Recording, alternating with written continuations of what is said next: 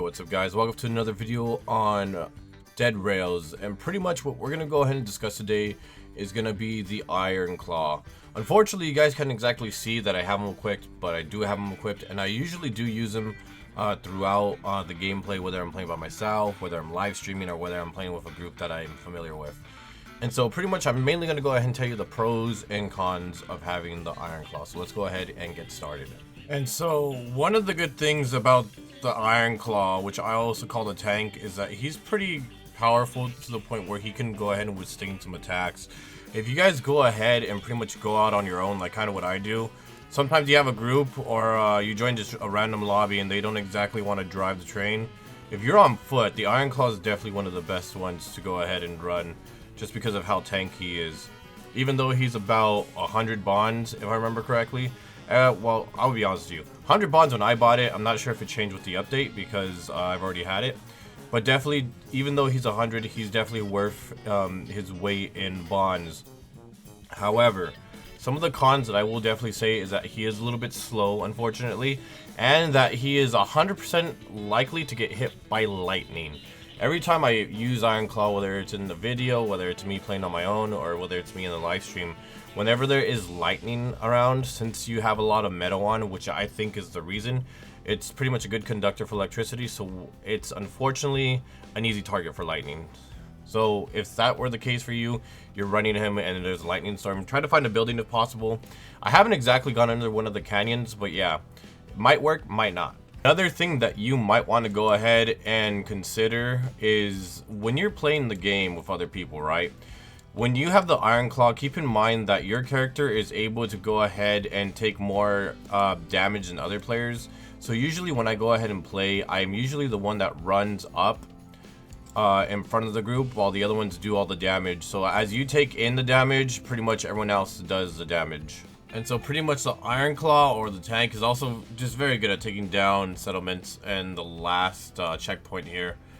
Mainly because he is pretty tankish, and due to the fact that sometimes you do have teammates that don't exactly cooperate with you, he's going to be a easy choose or choice to go ahead and just take down all the guys in front. So let's see how quickly I could do this. I'm probably gonna, yeah, I'm gonna run it. We're just gonna storm it because I do have full health, so I should be fine.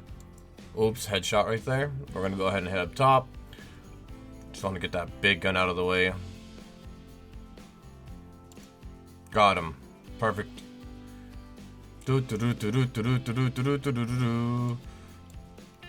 the rest is just gonna be a little bit easier.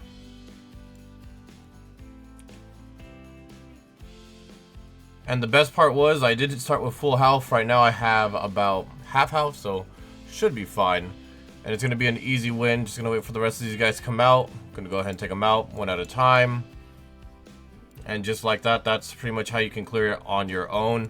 Another thing too is that with the IronClaw's ability of being able to be a tank and hang on to, or I should say not hang on to, but be able to take in a lot of damage, it's going to be a lot more easier for you to complete it, especially if you are fighting just zombies and just the regular raiders. But of course, if you do spawn in the monster, it's going to be a little bit more difficult, or I should say the boss.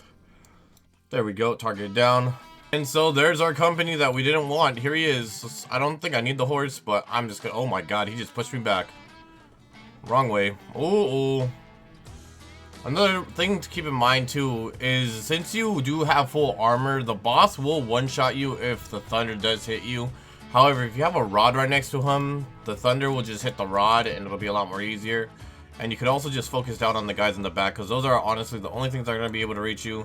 Thunder won't really be that big of an issue. And just like that, all the infantry are done, or I should say the bandits. Now we just got to take out this guy. But yeah, so let's go ahead and just go over everything about the IronClaw, pros and cons. So one of the biggest pros is that he's going to be able to take on a lot of tank damage. Pretty much he's going to be able to take a couple hits. Depending on what you're fighting, you can take anywhere from about like 5 to 6 if you're fighting werewolves, to about 10 to 15 if you're fighting zombies, depending on if they're quick or not. Another thing too to just keep in mind is that usually when you go ahead and use the IronClaw, also known as a tank, which I call it, Usually it is in the front lines, just going ahead and taking up the damage while all the damage dealers are in the back doing all the damage. And I guess you could go ahead and move on to the cons. Cons is that it's very slow. You will have to potentially be on the train the majority of the time, or use a horse if you guys want to go ahead and keep up with the competition. And another negative thing about it is that the lightning, once it goes ahead and strikes down at you, it's an instant kill, unfortunately. And due to the fact that you guys do have a lot of armor on, it is very conductive for electricity, so just keep that in mind. Anyways, guys, I hope this helped, and if you guys have anything else to add on, feel free to put it in the comments and I'll go ahead and pin it. Thank you guys so much for watching. I really do appreciate it, and I'll see you guys on the next one. Until then, take care.